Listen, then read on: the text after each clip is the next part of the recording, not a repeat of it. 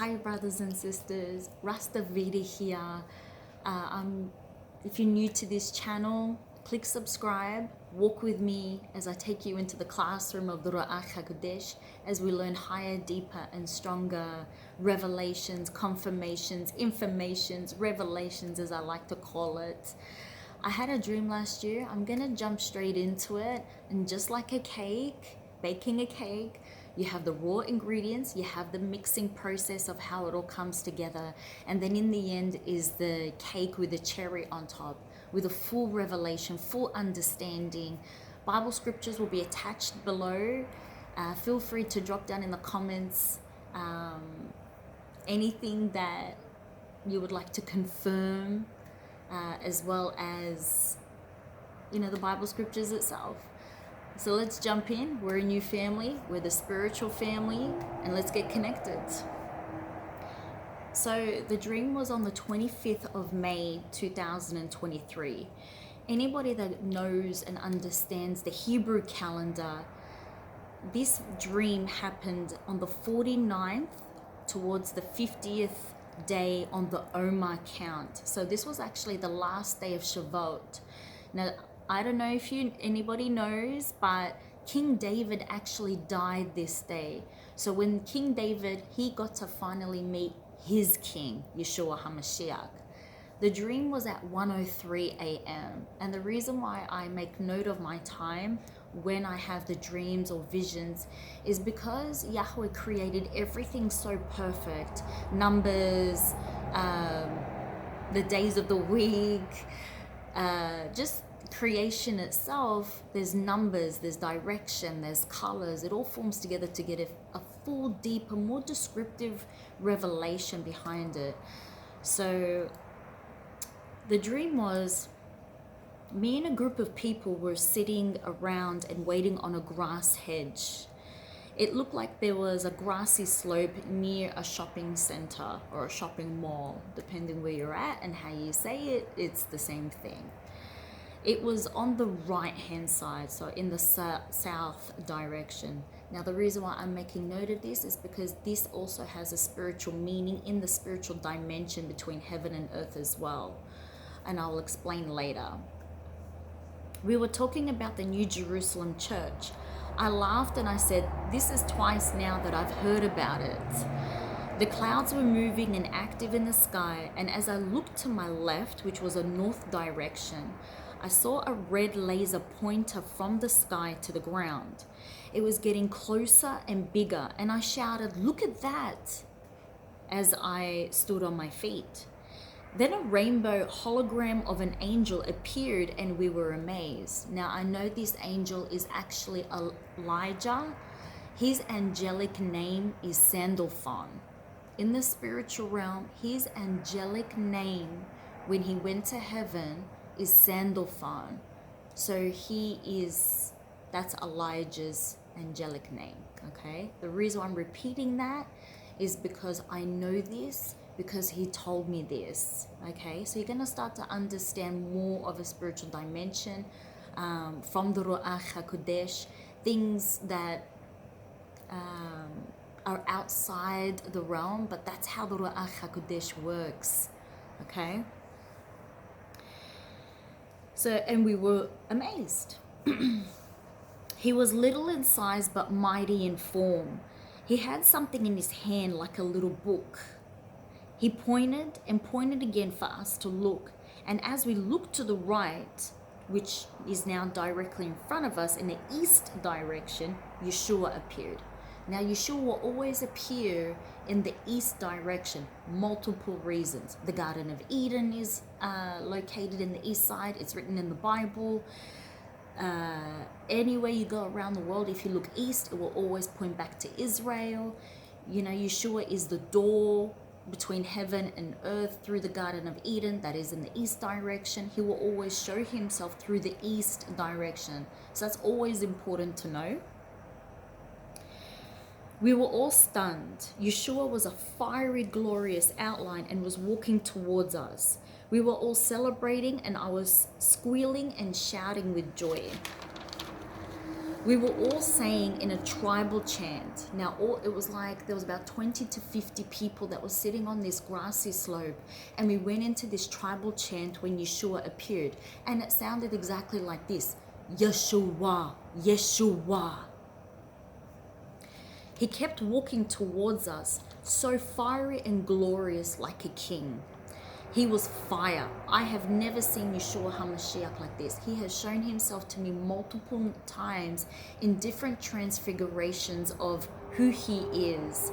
But this is the first time ever that I ever got to see him in a true fiery form. Now, English words cannot describe this. The best way I can say it is like a fiery, glorious outline. It was like transparent lava, glowing magma, hot. It was just oozing with power and brightness and glory, but it was a fiery color, and it was a fiery liquid form that was just inside of this being, inside of him. His eyes were a refined fire. It was soft, loving, and full of flames. I couldn't take my eyes off him, and my spirit was on fire. It was a strong sense of love, and I felt it. I was excited, glad, and joyful to see him. It was like my spirit was getting all like, yeah, my king is here. He had something like a slain lamb laying on his left shoulder. Like he came as a lion, yet carried a lamb. He was pure love and pure fire at the same time. He was resurrected, powerful, and glorified. Mashiach bin David. Okay, Mashiach bin David. Yeshua has two transfigurative forms. He has the priestly, so he's like I'll explain in other videos, but when I saw him like this, he's Mashiach bin Joseph. So he was the suffering servant. And Mashiach bin David is the glorious king side. And you will see that these are reflective of each other, as like the Ruach HaKodesh, the sword is the double-edged sword, should I say. So Yeshua has two sides. He has a soft priestly side, and he has a fiery king side. And he showed himself as the fiery king side. I have never seen this before in all my 20 years of being a believer. So for him to show himself, I know it's something big, deep, powerful, and relevant to today, not only in my personal life, but in your life, in the world around us, and the bridge between here and heaven in the spiritual realm as we go up the ladder of the tree of life towards heaven. That will be another video. I know there's so much exciting things I want to share with you, but I have to do it step by step, part by part. It is so much, don't want to overwhelm you, but it is full of knowledge of the spiritual realm of the Ruach HaKodesh, digesting and breaking it down with the knowledge in separation of wisdom and understanding, so you get the full picture of who he is, what he's saying in the, should I say, the physical, spiritual realm, through the veils. It's just a huge, broad spectrum of who he is, and how the Ruach HaKodesh and how the heavenly dimension and the angels and the enemy, how it all just comes together. And I will reveal this part by part. It took me 19 years to digest all of this as a student with my teacher. So now I'm breaking it down as we go into this spiritual classroom part by part, okay? So as Yeshua got closer, he turned into a real lamb. There was a young boy walking and carrying a lamb. He was walking to our right, which is the south direction, in the dream that was. And he kept walking and signaling us to follow. As we followed in a hurry, he stopped and pointed. And as we looked, there was a dark figure and three of his assistants, with one main dark figure, looked like they were creating a windstorm, like there was trouble brewing, spiritual. They were breathing something into existence, and it was like they were getting ready to attack. Now I want to make something clear.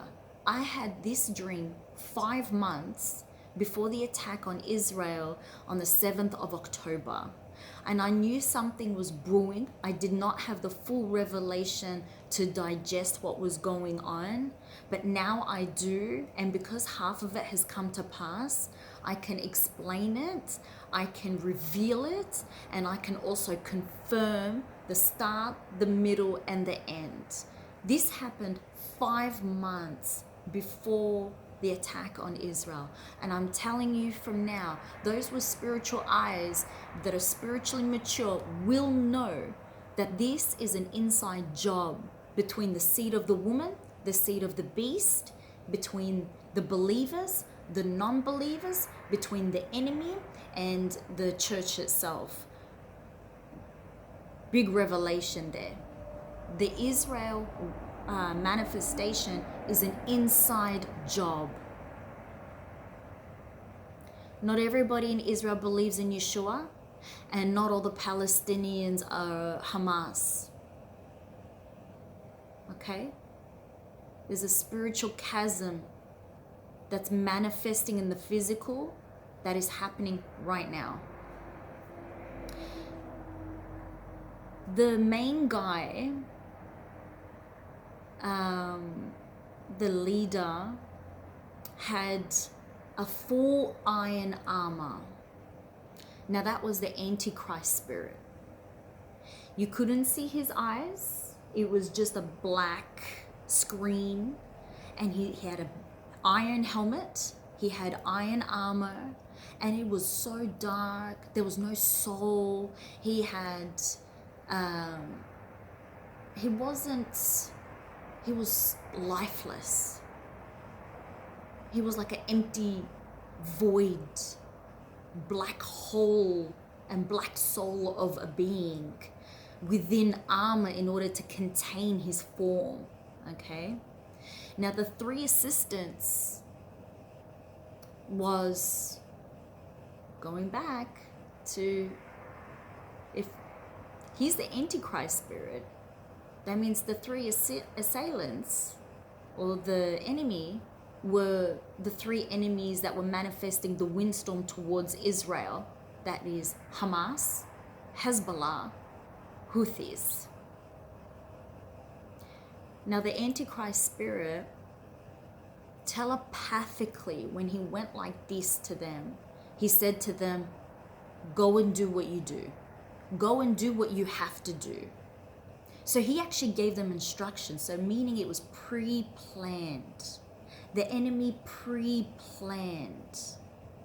Now, anybody in Israel that is truly not an Israelite, that is truly the synagogue of Satan, they have organized it behind the scene in corruption, in secret, that I saw with my own eyes, that this attack was planned. On the surface, on the media, it looks like, oh my goodness, what happened? Why did the enemy do this? Not realizing, and I'm not pointing fingers on the actual individuals, but I'm talking about the spiritual condition of the people and the spiritual condition of the realm of the chasm that is being split. Immediately, you saw a lot of people within Israel split.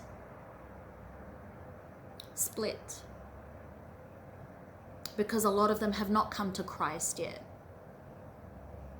So they still have like that beastly spiritual form because they're truly not born again. Whereas a lot of people in Palestine are believers. Yeshua has manifested himself to them.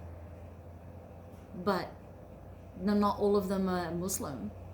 Not all of them are Hamas. So if you see the spiritual condition of what is going on, it was actually pre-planned. Now remember, the Antichrist spirit told the 3 assistants, go and do what you do. That means he was instructed. That means Hamas was instructed. By who? The other 2, Hezbollah and Houthis, are about to come onto the scene. That's why I said before, Half of it has come to pass because only Hamas has truly manifested in the physical form. The other two are about to step onto the scene. They've been brewing in secret. They're probably secretly inside the tunnels with Hamas. We don't know. I did not see it, but that is a consideration of thought. Think about it. Think outside the box. The other two are about to manifest themselves in full form. They were instructed to do so by someone with a being, with that being, spiritual being inside of them, through them, to them, with them. To expel it from the spiritual realm, to manifest it in the physical realm.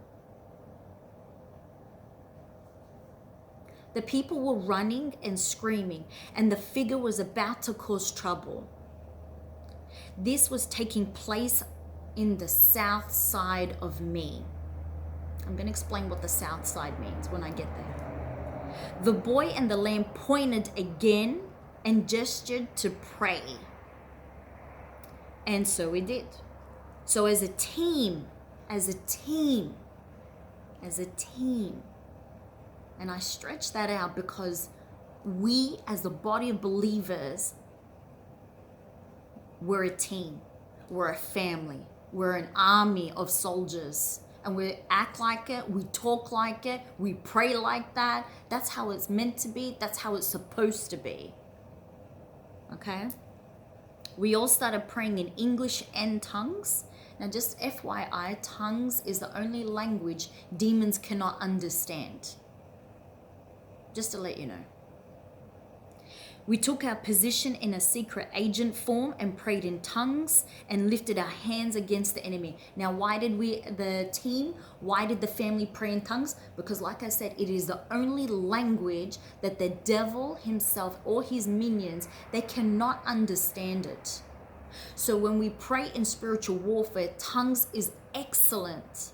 Is an excellent form because the enemy does not understand what you're saying. He doesn't know where you're coming out with the warfare.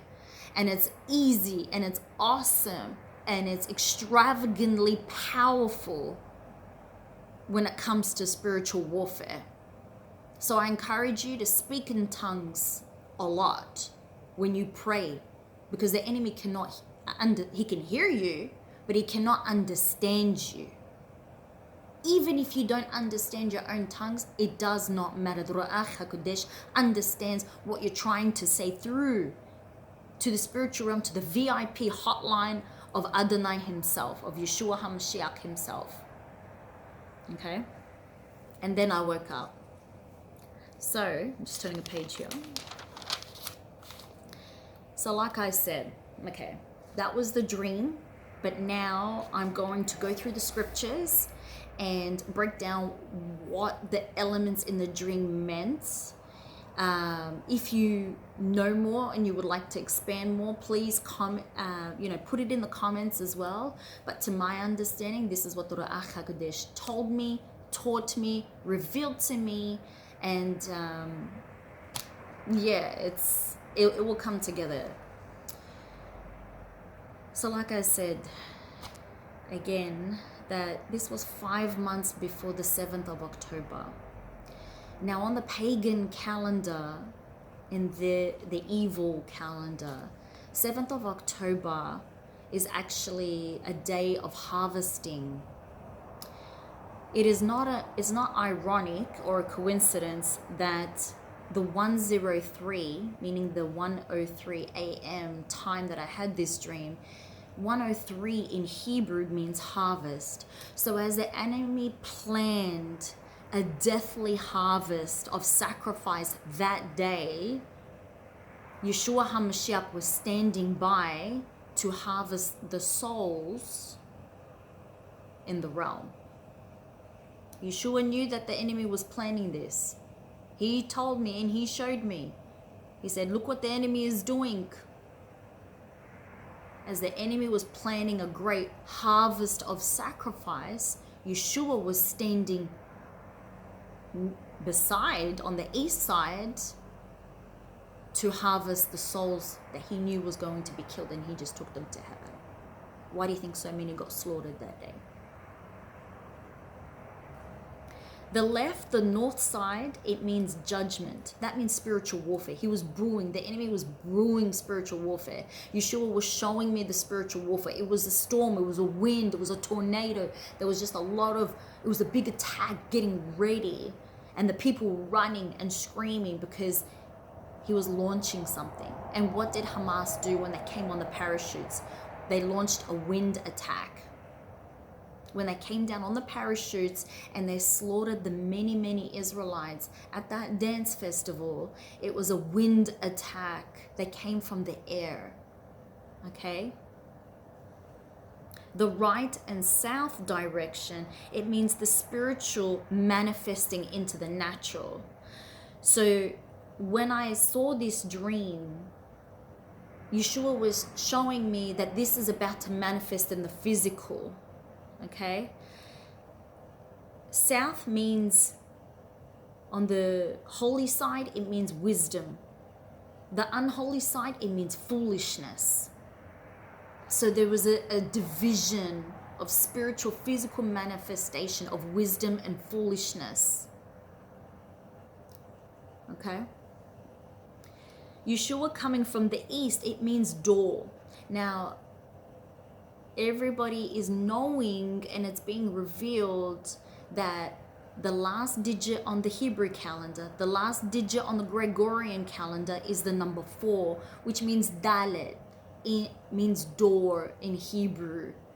So it was like the door of life, the door of death, the door of the beast, the door of following Yeshua, the door of wisdom, the door of foolishness. So there's like a spiritual chasm that's spiritually and physically manifesting, that's meeting at this point of crossroads this year at this door. And it's like Yeshua is saying to his people, pick a door.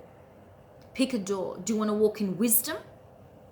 Or do you want to walk in the foolish ways like the enemy, of the enemy, with the enemy? Because he'll hand you over to the enemy if you want to walk that way.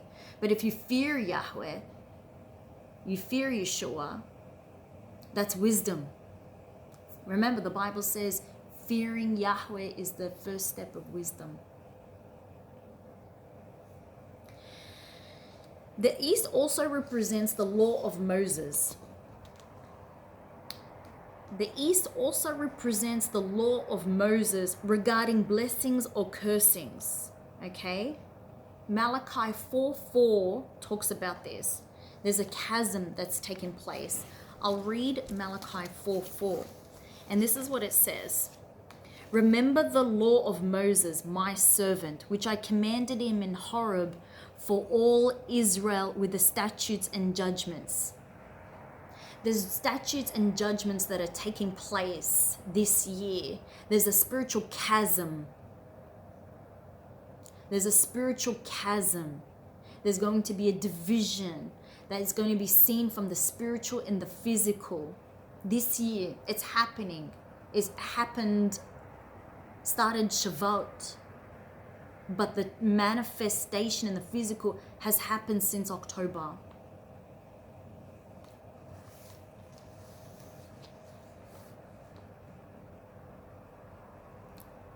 Do you want to walk through the doors of blessings, like it says in the law of Moses? Or do you want to walk through the door of curses?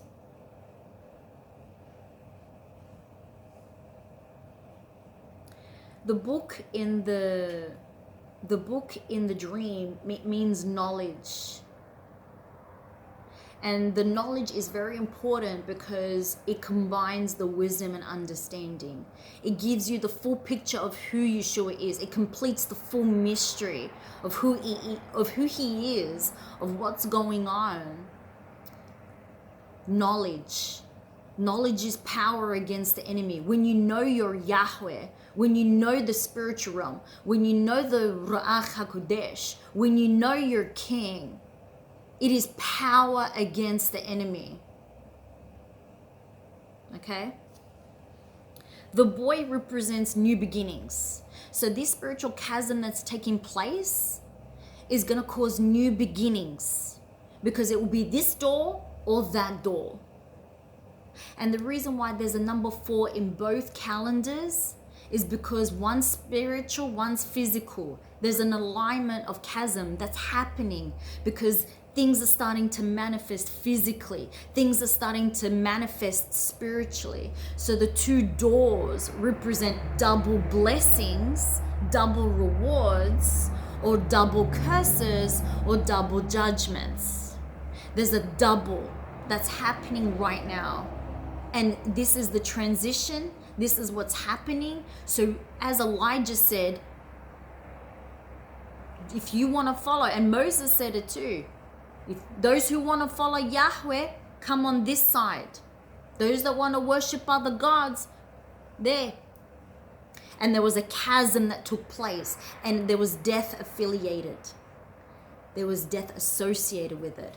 Now, whether the death is spiritual and physical in these times, you see and you check with your spiritual and physical eyes when you turn on the TV or when you read the news of what you sense around you. It is both realms, because Yahweh has had enough. That's fear. The fear of Yahweh should be the first step of wisdom that you will make you want to run to your King Yeshua HaMashiach. There's an urgency. It's deep. This is raw. But this is how it should be.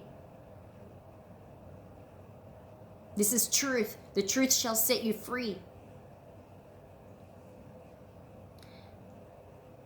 The boy represents new beginnings. See Revelations 12. It is the seed of the woman that's being birthed. The seed of the woman that's being birthed. Enoch 10:3. Remember, I woke up at 1:03 a.m.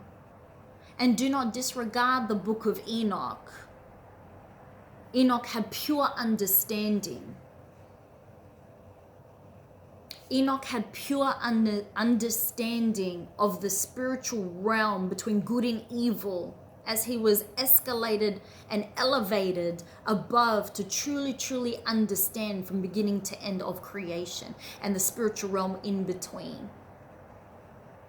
Now, if you have Elijah, Yeshua, and Enoch, now remember, Elijah and Enoch did not taste death. Put Yeshua in the middle. Take the first letter of each one, and it spells I. It is the full I of Yahweh. Wisdom, knowledge, understanding. I encourage you, my brothers and sisters, read the book of Enoch. Yeshua is our king. Elijah has power, but he did not taste death because of the fire, which is awesome.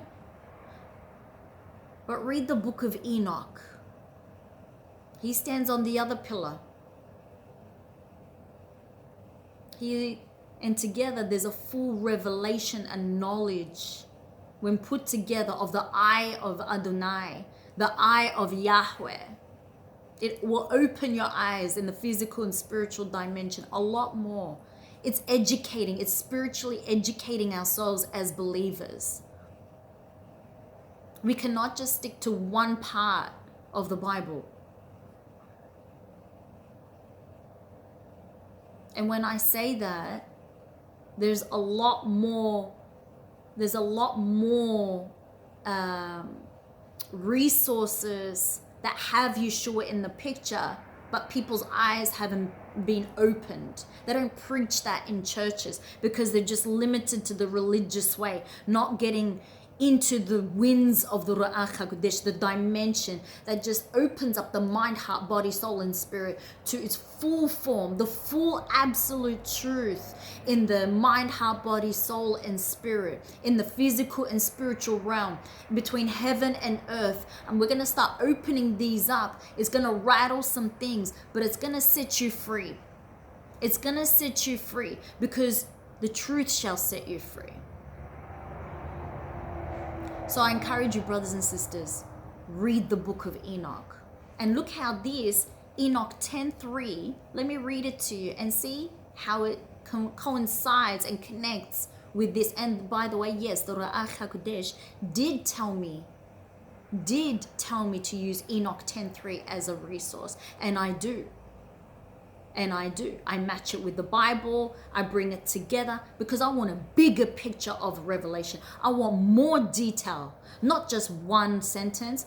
I want the whole essay of the truth. I want a full report. My Yahweh knows who I am and how I am. Knowledge is power against the enemy. Enoch 10:3. I'm just letting you know it's raw, but it's true. We can't just stick to one side. We need the whole circle. We need the whole revelation. Okay? And those men said to me, now this is Enoch speaking, and those men said to me, this place, oh Enoch, he's talking to holy angels. And yes, I get visitations and I see holy angels. Since the moment that I was water baptized, the spiritual realm opened up to me, but I had no one to teach me but the Ruach HaKodesh himself. So I went through my wilderness and training and discernment. It didn't come easy, but it came good. Came good.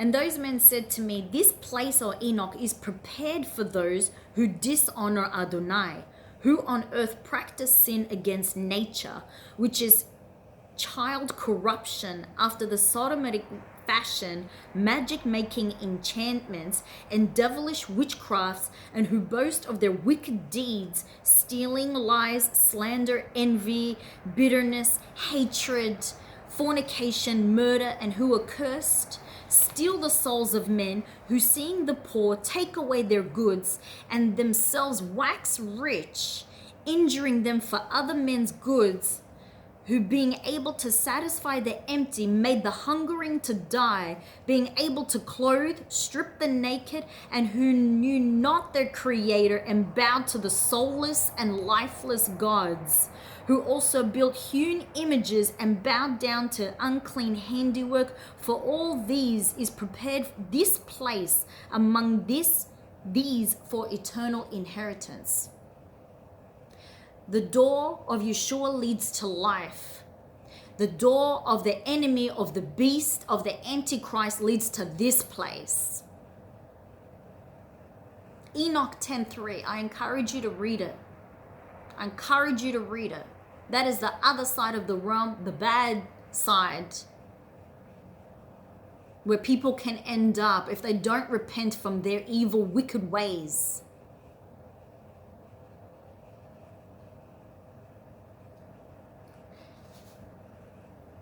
Daniel 11:2-4 describes exactly, the Ruach HaKodesh showed me, who the one main assailant was with his 3 assistants. So I'm going to pop over to Daniel 11:2-4. So Daniel chapter 11 verses 2, 3, 4. Okay. And now I will tell you the truth. Behold, 3 more kings will arise in Persia. From where? Persia. And the 4th shall be far richer than them all.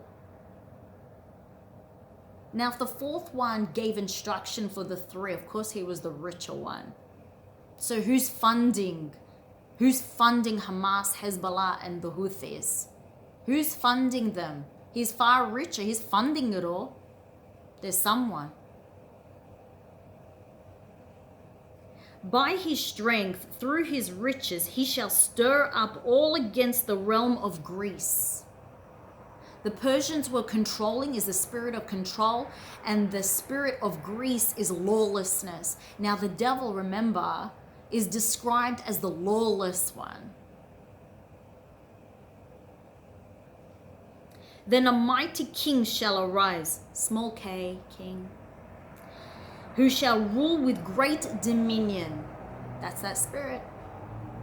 And do according to his will, his way, his will. And when he has arisen, his kingdom shall be broken up and divided toward the four winds of heaven, but not among his posterity, nor according to his dominion with which he ruled, for his kingdom shall be uprooted even for those besides these.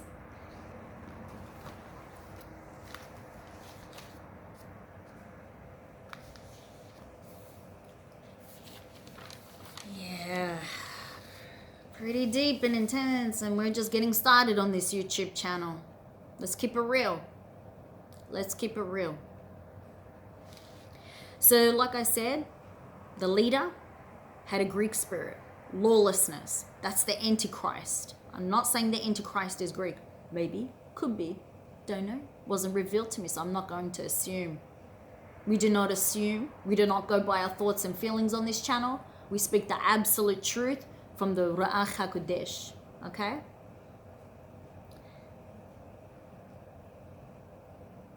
Now the Hamas has manifested full form already. The other two are about to step on the scene, and you can hear the media, you can hear the news brewing that Hezbollah is doing things. But remember, they were funded by someone that was far richer than them, and they were instructed to do so. What did he say in my vision? What did he say in my dream that I heard was, go and do what you need to do. He was instructed. Makes you question, why was Israel's defense forces, switched off that day before Hamas invaded? Think about it. It's an inside job. Spiritually, it's an inside job. Because like I said, Yeshua HaMashiach is coming for a spiritual and physical chasm to separate Israel and to separate who people are, not just on the outside, but who they really are in their spiritual condition. Like I said, do they have the seed of the beast or do they have the seed of the woman? This is what I saw. This is the doors. This is the division. This is the chasm. This is what's happening in the spiritual and physical realm. In both realms. Because it's all manifesting. Remember, there's more to what we see in the natural eyes. When you have spiritual eyes, you know the full truth. Jeremiah 25:5. Now, I had this dream on the 25th of May. So Jeremiah 25:5 will reflect as well.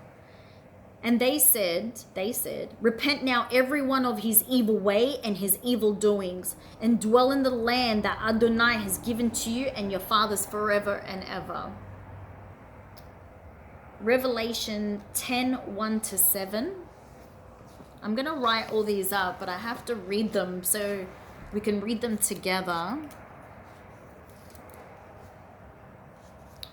Revelation 10:1-7.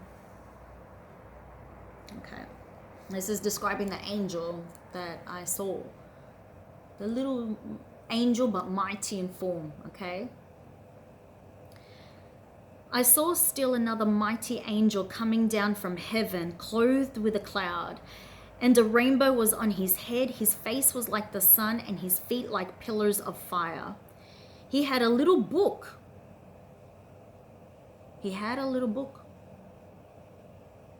Open in his hand, and he set his right foot on the sea and his left foot on the land, and cried with a loud voice as when a lion roars. When he cried out, 7 thunders uttered their voices.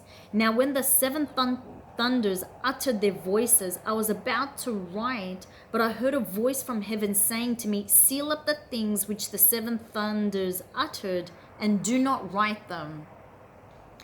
The angel whom I saw standing on the sea and on the land raised up his hand to heaven and swore by him who lives forever and ever, who created heaven and the things that are in it, the earth and the things that are in it, and the sea and the things that are in it, that there should be delay no longer, but in the days of the sounding of the 7th angel, when he is about to sound, the mystery of Adonai would be finished as he declared to his servants, the prophets.